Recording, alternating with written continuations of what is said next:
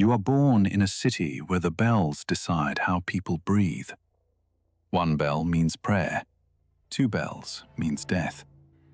But when the bells ring all morning without stopping, your mother pulls you away from the window and tells you not to look outside.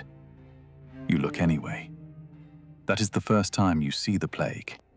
You do not understand it yet. You only understand the silence it leaves behind. Hold the candle. Keep the bowl steady. Do not faint. You watch him wash his knives in vinegar. You watch him wrap his face with cloth when houses smell too sweet. You watch people call him butcher when they are afraid, then savior when the fever breaks.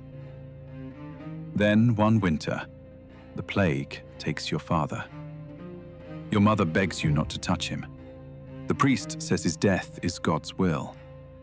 The city guard marks your door and tells your family to stay inside for 40 days. You look at your father's tools on the table, the leather bag, the knives, the jars of herbs, the coat hanging by the wall, and you understand something terrible. The sick will always need someone desperate enough to enter the rooms with a contract, not a calling. Years later, that city council hires you because the wealthy physicians have fled to country houses behind locked gates.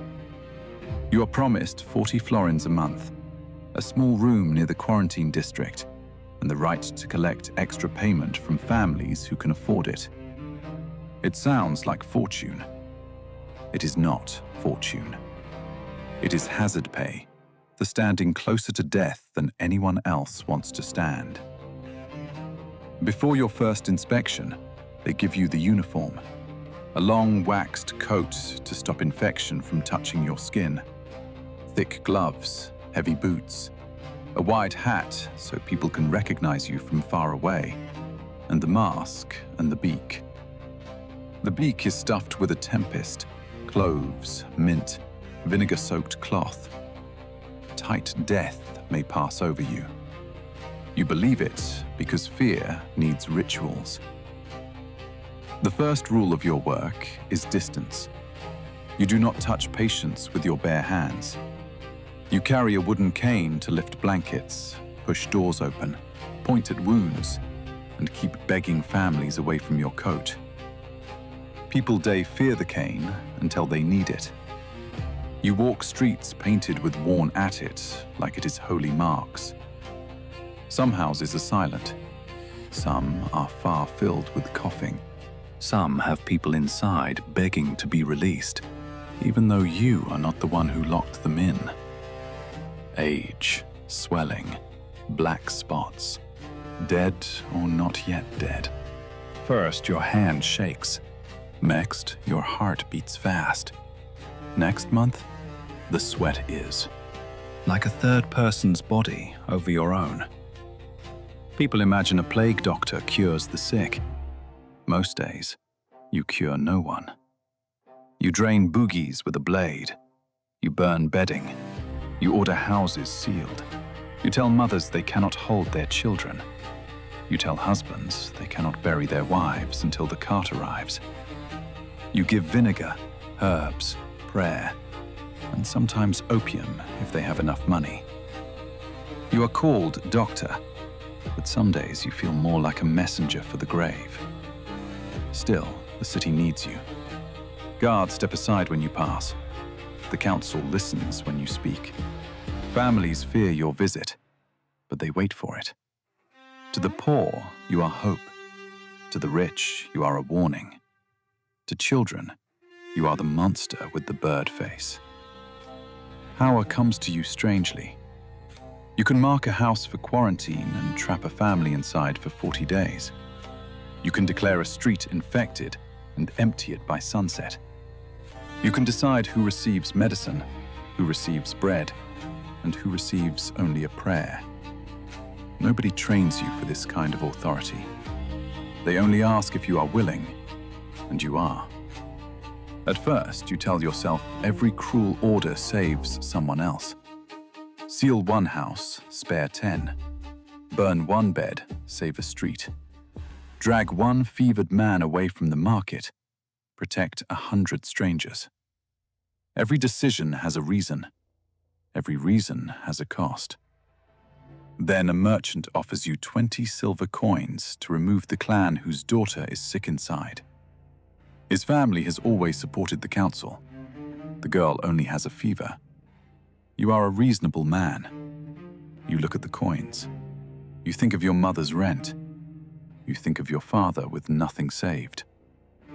Then you leave the mark on the door. That night, someone throws a stone through your window. By morning, the merchant's daughter is dead. By evening, 2 houses beside his are sick. You tell yourself you made the right choice, but the right choice still smells like smoke when the bedding burns. The plague season worsens. Burial carts roll through the streets day and night. Priests grow hoarse. Bells crack from overuse in it. Your mask no longer feels like a costume. It feels like your face. One evening, after leaving a house near the river, you cough. Only once. A small cough, but your whole body freezes. Suddenly, every death you have counted stands behind you. You wash your hands in vinegar until the skin splits. You burn your gloves. You sleep sitting up, listening to your breath like it belongs to someone you're responsible for. By morning, the cough is gone, but fear stays. That is when you understand the plague does not only infect bodies, it infects time. You stop thinking about next year. You stop making promises after winter. You stop imagining old age. Every sunrise feels borrowed. Then the sickness reaches the noble quarter. Behind marble gates, the rich are just as afraid as the poor, but louder. A countess begs you to save her son. A banker offers more money than you have ever held. A priest demands you visit his patron first. Suddenly, every life has a price, and everyone wants you to pretend the price is not money. You treat the countess's son. You treat the banker's wife. You treat the priest's patron. Then you return to the quarantine district and find 3 poor families dead in houses you were too late to visit. That night, you remove your mask and cannot look at it. You thought the beak made you frightening. Now you understand it makes you useful. A man without a mask is just a man. A man with a mask can be blamed for every locked door, every burned blanket, every body cart, every choice the city is too cowardly to make itself.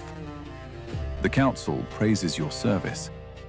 They pay you half of what they promised and call the rest delayed due to emergency expenses. The wealthy send polite thanks. The poor cross themselves when you pass. Your mother says you survived by God's mercy. You do not know what saved you. You only know what it cost. When spring arrives, the city opens its gates again. Its return, weddings return. Children laugh in streets that once carried bodies.